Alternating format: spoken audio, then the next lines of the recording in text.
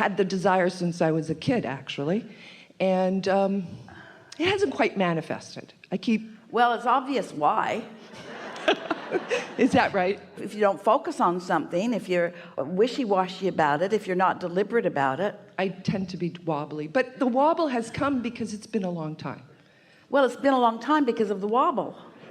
Okay, this is what I thought was going to happen. Yeah. Well, my question was, your dream is coming true. Is it possible to not have the right desire, or you're focusing your attention in a specific way? It's not possible for your desire to be wrong, but it's possible for you to not have confidence in your desire, and that's what causes the wobble, and then it doesn't come, and then you want to blame it on other things, like someone else not hearing you, or something like that. But all right. Well, I'm a painter, and I've been working at it for a long time. A what? A painter, fine artist. Yeah.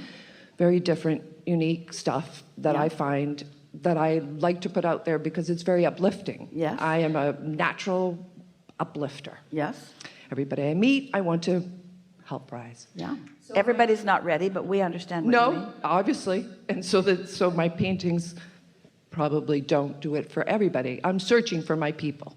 That's not your job. That's the job of law of attraction. Your job is to be true to your vibration. And when you're true to your vibration, now you've got a powerful point of attraction, and the people will come. But if you're searching for them, then a lot of the time, and you're searching for something that isn't, you're a different vibration than you're painting, and then that's why you're attracting wobble.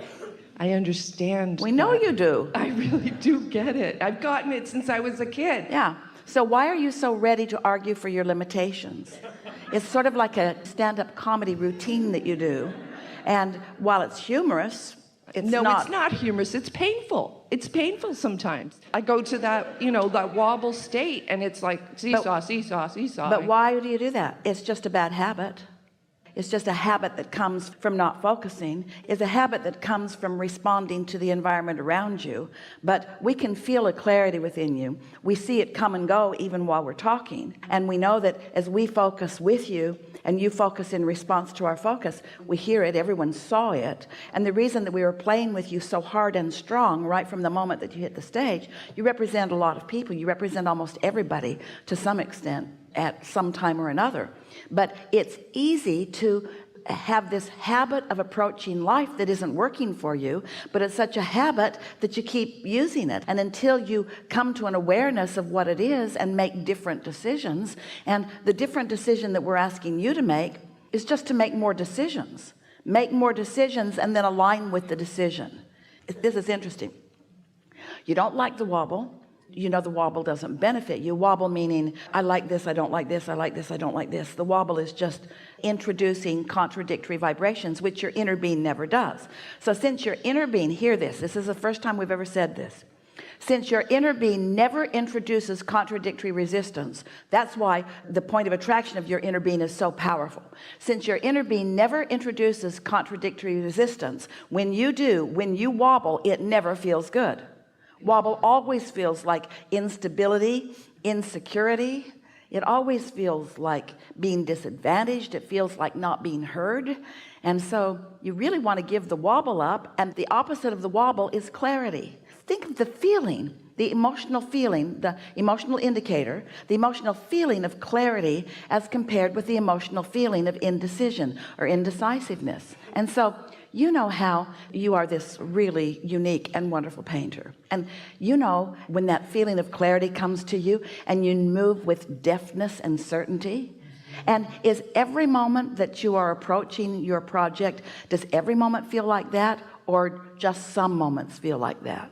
When I'm going at it in the studio and I'm painting or creating, I make constructions, three-dimensional construction. When it is going, it is like source is right here. So there's a momentum about it. There's a propulsion that is undeniable. And so you know the feeling. So what we're asking is, can you know the feeling earlier in thought? Rather than knowing it when you're in the action phase, can you know it when you're in the energy flowing phase? Yes, I think so. Yeah. Absolutely. This is a discussion worth having. What do you think makes you, now we were a little hard on you because we knew you could take it and because you represent what so many people are doing, but we just focused you into focus and we would not accept other than that from you, and you came around to it pretty quick. We want you to do that for yourself. We want you to intend to be focused. We want you to feel the difference between focus and wobbling and really advocate for yourself for focus. Yes? Yes. We'll hear more from you. I was here in April or May, whenever the last one was here.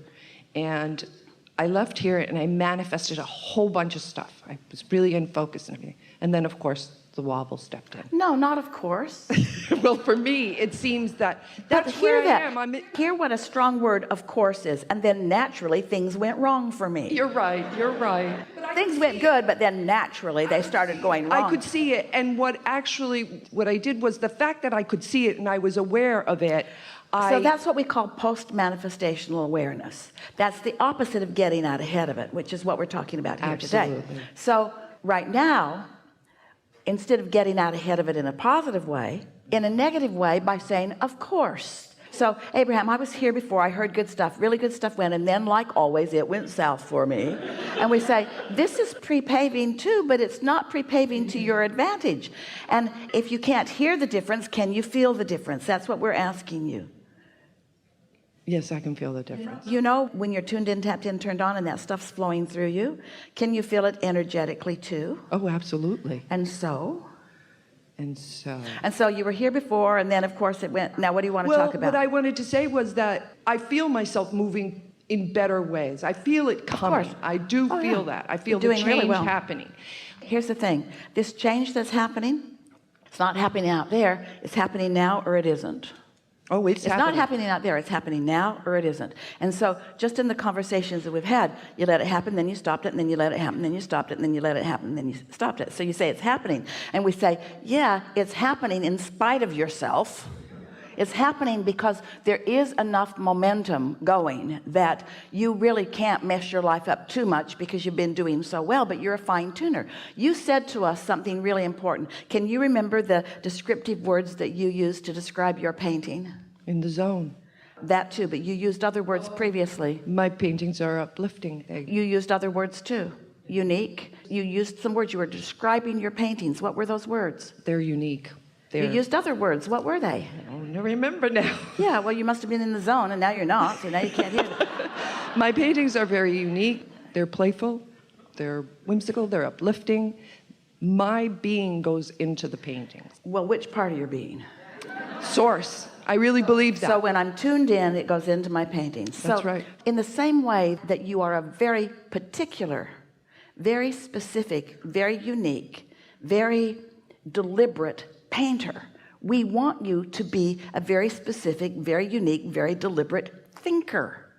All these qualities that you've discovered in this talent of yours, we want you to acknowledge that you have a vibrational talent that came first. You see, you're going to really like this analogy. Sometimes you get in a zone and you make something so good. You can feel it as it's happening. You can feel it as you see it, and others can feel it as they see it. That's you in the zone. But what you've been doing here on the stage with us, it's okay, everybody does it. It's like you took a big bucket of black paint and the kind of paintbrush that you paint the house with, and you just paint it all over your last painting. You wouldn't do that, would you? You wouldn't take all that time to be specific and be unique and get it just the way you want it and then mess it up by just indiscriminately just brushing stuff all over it. You would never even consider that. And yet that's what you're doing with your words, with the direction of your thoughts. It's like you paint it really pretty and then you muck it all up, and then you paint it really pretty and then you muck it all up. And you can tell what part of that is satisfying and what part isn't. We want you to be as deliberate with your thoughts and words as you are with your actions. That's what we're asking. And that's what getting out ahead of it is. By the time you've got your materials in your hand and you're in that flow, there's a lot of momentum that's happened, and there's a propulsion that is happening that's going to carry you a ways. But we're talking about what percentage of your life, time-wise, do you think you spend in the studio doing that? 10%? What percentage do you sleep? What percentage do you eat? I'm What percentage do I'm you in walk? the studio every day. But in that zone, In that zone, what percentage? probably 20%. So you think you spend 20% of your life or 20% of your day in the zone? 20% of my We give you life. 3%, 3%. We give you 3% in the zone, and that's a high percentage. And we're not just talking about you, we're talking about most people. In that kind of zone, which just turns you on, it's so exhilarating. That's what you always want. We want you to begin to discover those feelings with the molding of thoughts, with the molding of desires, with the discovering of new concept. We want the idea about what you're going to paint to be as exhilarating to you as when you've actually got materials in your hand and are moving them along. We want conversations that you're having with friends and family and those like us. We want that to be as satisfying, because as you're turning thoughts to things, as you're turning ideas into paintings, there's a whole lot more time. 97% of your life experience is spent not actually doing that, and that is the time that we want you to practice. You see? Does that make sense to you? Absolutely. Life is supposed to feel good all the time, not just when you're in that zone. And there's no reason to not be in the zone all the time, because you know why? Your inner being's in the zone all the time. You know what else? Your inner being has a strong point of attraction. You know what else? The law of attraction is responding to the inner being, larger part of you. You know what else? Your inner being has the power to gather all of the cooperative components, because the cooperative components are cooperative. They're not resistance. Why are you a not cooperative component? True.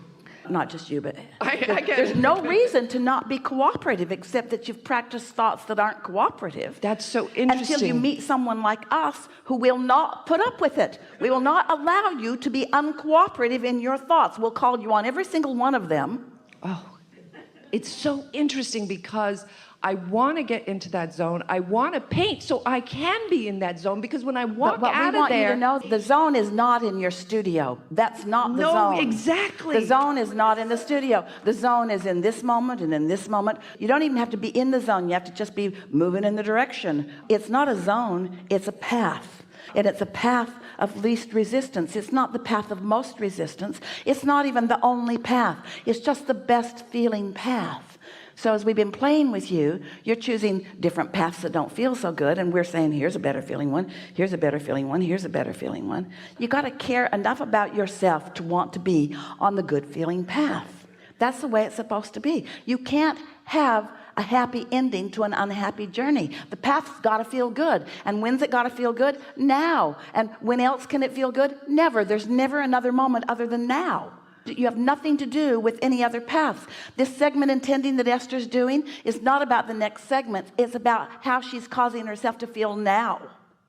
And as she feels now, then it's likely that as she moves into the new segment, she'll take that now Esther with her. And if she takes that now Esther with her into the next segment, oh, then good stuff happens in that next segment too. But all of your power is right now. Right now. It's not when you're in the studio, and it's not when you meet your lover, and it's not when the lottery ticket pays off for you. It's not out there somewhere. It's right now. You're choosing the wobble now, or you're choosing the zone now. You're choosing alignment now, or you're choosing misalignment now. You see? It's right now. Now, now, now, now, now. It's perfect. Yeah. Perfect. Thank you. Really good. Really good. Really good conversation.